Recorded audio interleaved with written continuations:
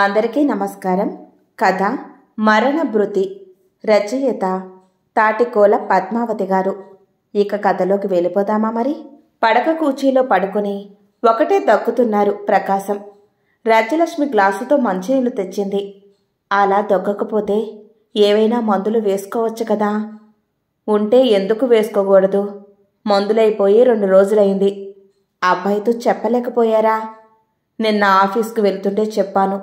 సాయంత్రం వచ్చేటప్పుడు తెస్తాలే అన్నాడు. వాడికెన్ని పనులో ఏం గుర్తుంటుంది? ఈ రోజన్నా తెస్తాడేమో, చూద్దాం. అడిగో మాటల్లోనే రానే వచ్చాడు. చంద్రం, నిన్న దగ్గుమందులు తెమ్మన్నాను, తెచ్చావా? మర్చిపోయాను నాన్న. ఉండు, ఇప్పుడే వెళ్ళి తెస్తానంటూ టాబ్లెట్స్, టానిక్ అన్నీ తెచ్చాడు. అలాగే వచ్చేటప్పుడు కొన్ని పండ్లు కూడా కొన్నాడు.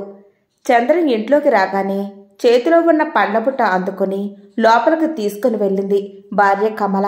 నాన్న, ఇవిగో మందులు, భోజనం చేశాక వేసుకో. అమ్మా, నీకు బలానికి టానిక్ తెచ్చాను. ప్రతిరోజు భోజనం చేశాక 2 చెంచాలు నీళ్లలో కలుపుకొని తాగు. నాకెందుకురా అబ్బాయి, నేను బాగానే ఉన్నాను. మీ నాన్న రోజురోజుకు దగ్గు ఎక్కువై బాధపడుతున్నారు.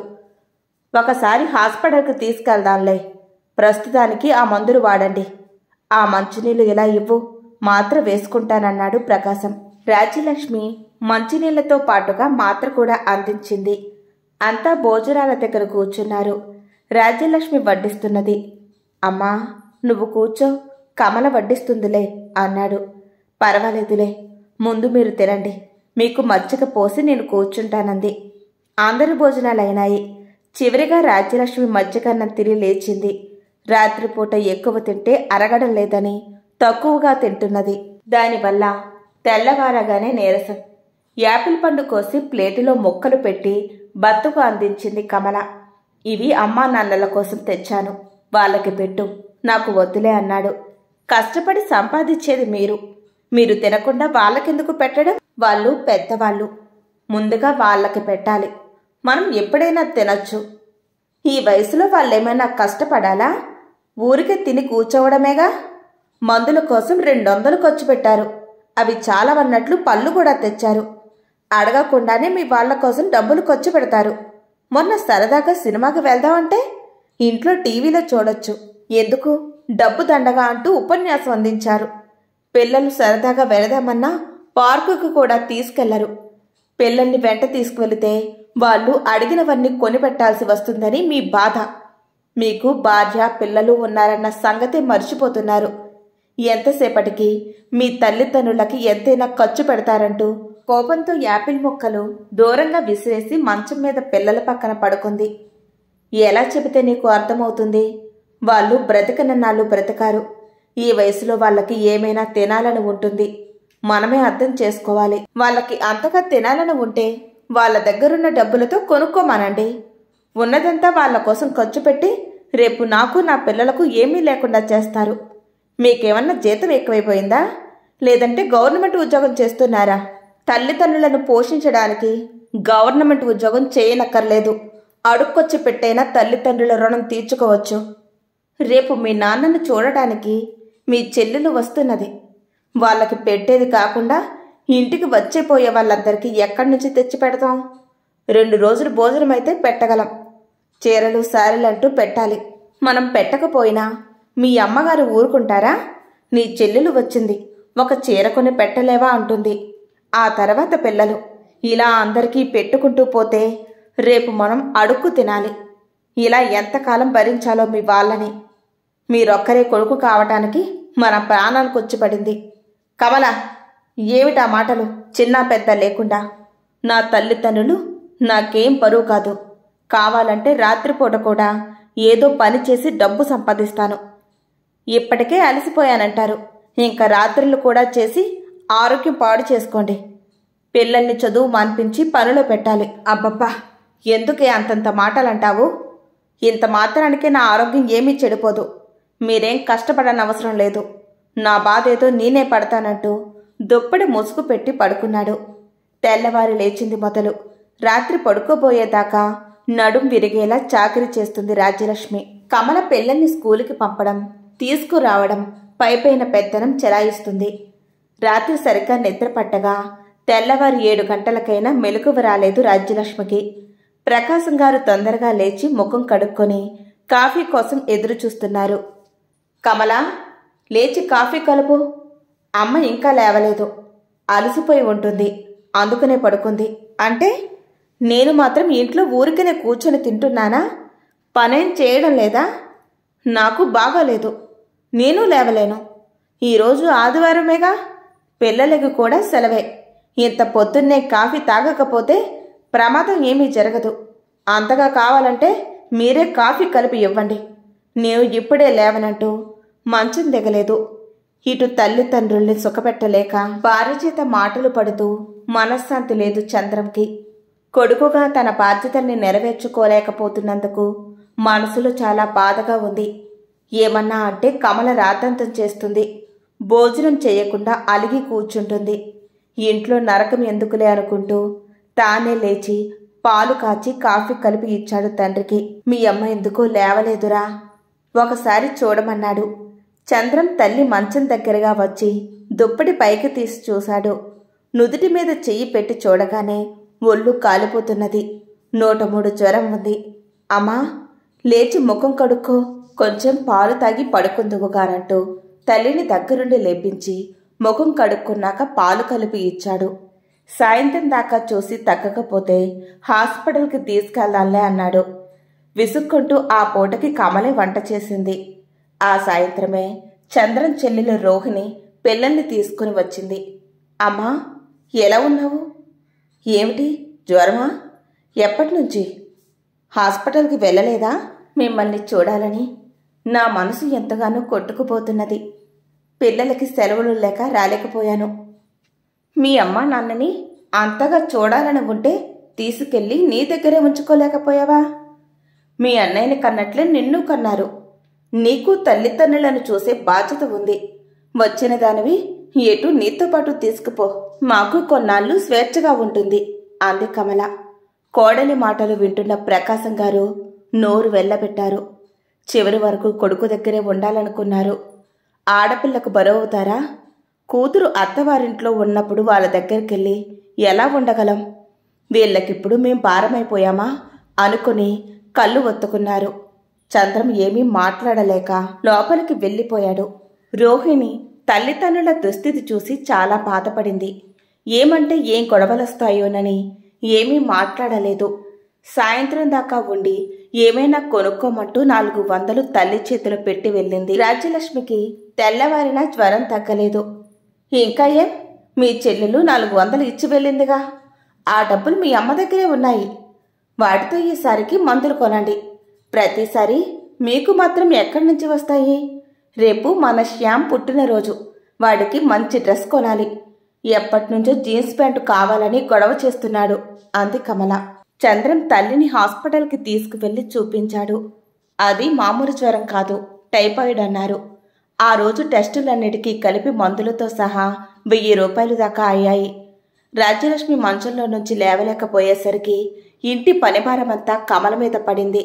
చీటికి మాటికి విసుక్కోవడం, అయిన దానికి కాని దానికి కోపంతో భర్త మీద అరవడం, ఒక్కోసారి పిల్లల్ని బాధనం చేస్తున్నది.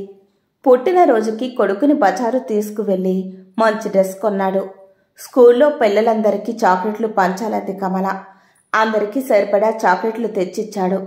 తాతయ్యకి బామ్మకి కూడా చాక్లెట్లు ఇస్తుంటే రాజ్యలక్ష్మి మంచంలో నుంచి లేచి దిండు కింద పర్సులో నుంచి కూతురిచ్చిన 400 తీసి మనవడి చేతిలో పెట్టింది. అమ్మా, నాకు బామ్మ డబ్బులిచ్చిందే అంటూ తల్లికి చెప్పాడు. అయితే మీరు నిన్న డాక్టర్ దగ్గరికి వెళ్ళేటప్పుడు ఆ డబ్బులు తీసుకోలేదా? మీ జోబులోవే వదిలించుకున్నారా? అవే మన పిల్లాడికిచ్చింది. ఇలా ఇవ్వు అంటూ కమల తీసేసుకుంది. ఇది అన్యాయం అంటున్న భర్త మాట కూడా వినిపించుకోలేదు. మంచంలో ఉన్నప్పటి నుంచి రాజ్యలక్ష్మి పరిస్థితి అధ్వానంగా మారింది. ప్రకాశం గారికి వేళకి సరైన తిండి లేదు, సమయానికి కాఫీ లేదు. ఏదో తప్పదన్నట్లు మధ్యాహ్నం అంత అన్నం పెడుతుంది కోడలు. ఉదయం టిఫిన్లు చేయడం అసలే మానేసింది. పెద్ద వయసు, ఆకలికి అల్లాడిపోతున్నాడు. ఉదయం పిల్లల్ని స్కూల్లో దింపడానికని వెళ్లిన కమల ఎంతసేపటికి ఇంటికి రాలేదు. ఏమండి అంటూ భర్తను పిలిచింది. నీరసంగా ఉందండి. ఇంట్లో ఎక్కడ వెతికినా పండ్లు కానీ గ్లూకోజ్ కానీ కనిపించలేదు.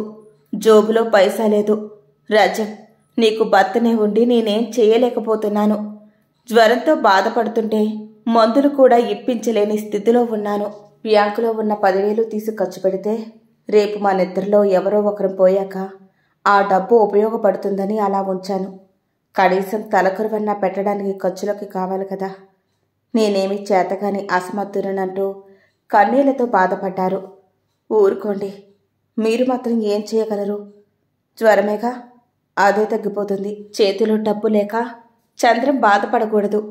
ఆ డబ్బుని అలాగే ఉండనియండి అంది. ఆ జ్వరంతోనే మంచంలోనే ఒకరోజు కన్ను మూసింది రాజ్యలక్ష్మి. ఇన్నాళ్ళు నాతో కష్టసుఖాలు పంచుకున్నావు, నన్ను ఒంటరివాణ్ణి చేసి వెళ్ళిపోయావా అంటూ బాధపడ్డాడు ప్రకాశం. దగ్గరి బంధువులంతా వచ్చారు. రోహిణి భర్త, పిల్లలు కూడా వచ్చారు. రాత్రనగా పోయిన శవాన్ని కదిలించలేదు.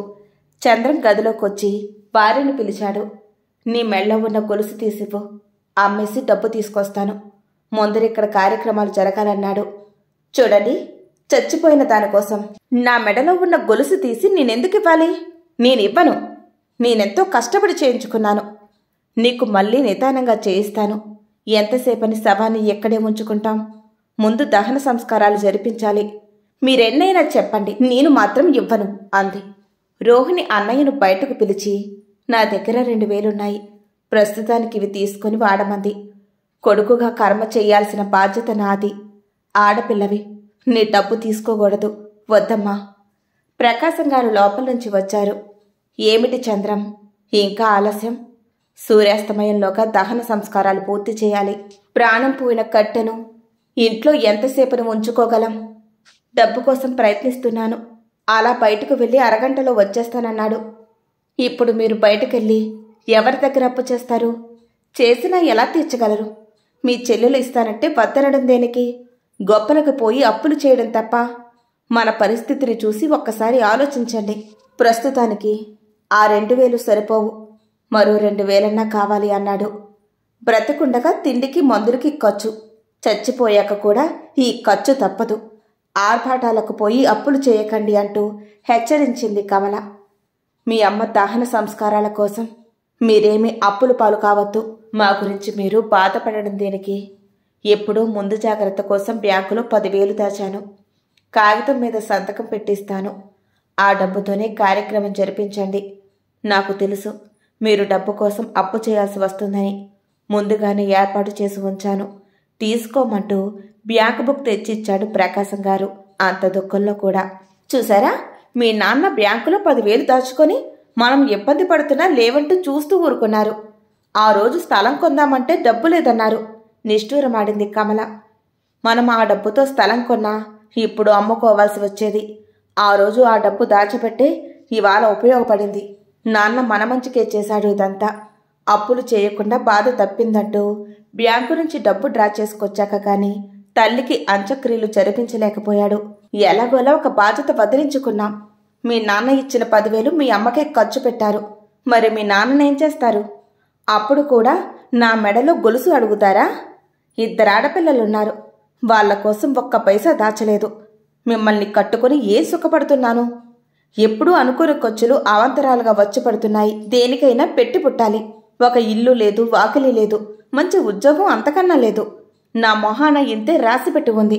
భార్య మాటలకు ఎదురు జవాబు చెప్పడం చేతకాక చంద్రం బయటికి వెళ్ళాడు.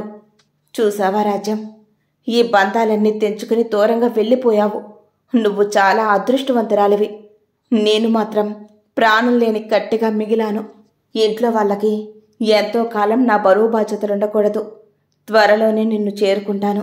నా కోసం నువ్వక్కడ ఎదురు చూస్తూ ఉంటావని తెలుసు. నాన్న ఎలా ఉన్నాడో అక్కడ. వెళ్ళి 15 రోజులైంది. ఇంకా రాలేదన్నాడు చంద్రం. అక్కడ ఉంటే మీకేం నష్టం లేదు. ఇక్కడికొచ్చి మాత్రం ఏం చేస్తారు? రోజుకో రకం వండి పెడుతుంటే తిని కూర్చుంటాడు. ఎంతైనా ఇంటికి పెద్ద దిక్కు. ఆయన లేకపోతే ఇల్లంతా వెలితగా ఉందని బాధపడ్డాడు. కమలకు మాత్రం ప్రాణం హాయిగా ఉంది. చంద్రం గారిల్లు ఇదేనా అంటూ వచ్చాడు ఓ వ్యక్తి. అవును, నేను చంద్రాన్ని. ఏం కావాలి అన్నాడు.